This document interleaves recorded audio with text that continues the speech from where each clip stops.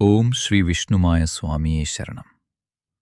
മായാവിലാസങ്ങളുടെ തമ്പുരാനെ, ആപത്തിൽ തുണയാകുന്നവനെ, ചാത്തൻ സ്വാമിയെ, ഞങ്ങളുടെ ഈ അന്വേഷണത്തിന് അവിടുന്ന് വെളിച്ചം പകരണമേ.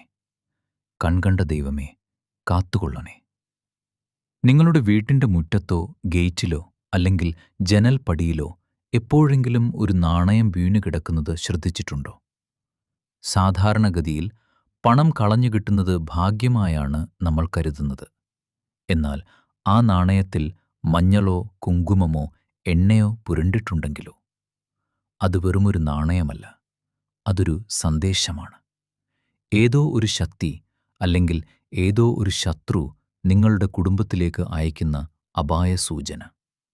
സ്ഥിരമായി ഇത്തരത്തിൽ നാണയങ്ങൾ കാണുന്നുണ്ടെങ്കിൽ അതിൻ്റെ പിന്നിൽ പ്രധാനമായും 2 ലക്ഷ്യങ്ങളാണുള്ളത്.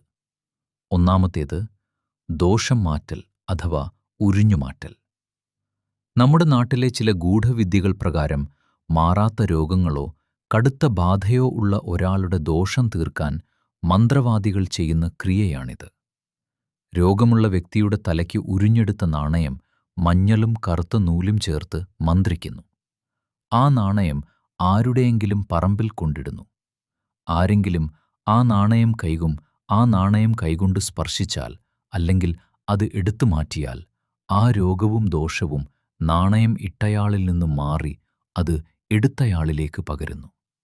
അതായത് മറ്റൊരാളുടെ ദുരിതം നിങ്ങളിലേക്ക് അവർ തന്ത്രപൂർവം മാറ്റിവെക്കുന്നു.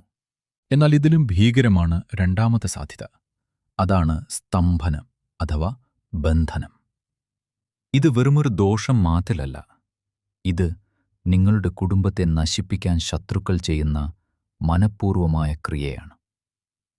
കുട്ടിച്ചാത്തൻ സേവയും മറ്റും ചെയ്യിക്കുന്ന ദുർമന്ത്രവാദികൾ മന്ത്രിച്ച നാണയങ്ങൾ നിങ്ങളുടെ വീട്ടിൻ്റെ 4 മൂലകളിലോ അല്ലെങ്കിൽ ഗേറ്റിന് മുന്നിലോ നിക്ഷേപിക്കുന്നു. ഇത് ലക്ഷ്മി വിലക്കാണ്. ഇത് ചെയ്താൽ എത്ര പണം വന്നാലും ആ വീട്ടിൽ നിൽക്കില്ല.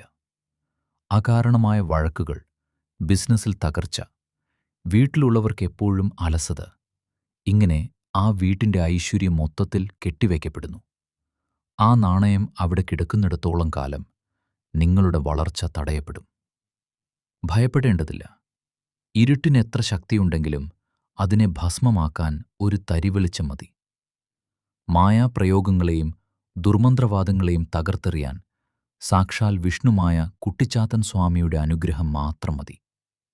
ഈ പ്രശ്നത്തിന് സ്വാമി നിർദ്ദേശിക്കുന്ന ചില ലളിതമായ പരിഹാരങ്ങൾ ഇതാ. ഇത്തരം നാണയങ്ങൾ കണ്ടാൽ ഒരിക്കലും വെറും കൈകൊണ്ടെടുക്കരുത്. ഒരു ചുള്ളിക്കമ്പോ ചൂലോ ഉപയോഗിച്ച് മാത്രം നീക്കുക. മഞ്ഞൾപ്പൊടിയും കല്ലുപ്പും കലക്കിയ വെള്ളം ആ സ്ഥലത്ത് തളിക്കുക. കല്ലുപ്പിന് നെഗറ്റീവ് എനർജിയെ വലിച്ചെടുക്കാൻ കഴിവുണ്ട്. ആ നാണയം വീട്ടിൻ്റെ അതിർത്തിക്ക് പുറത്ത് ആളൊഴിഞ്ഞ സ്ഥലത്തോ അല്ലെങ്കിൽ ഒഴുക്കുള്ള വെള്ളത്തിലോ കളയുക. വിഷ്ണുമായ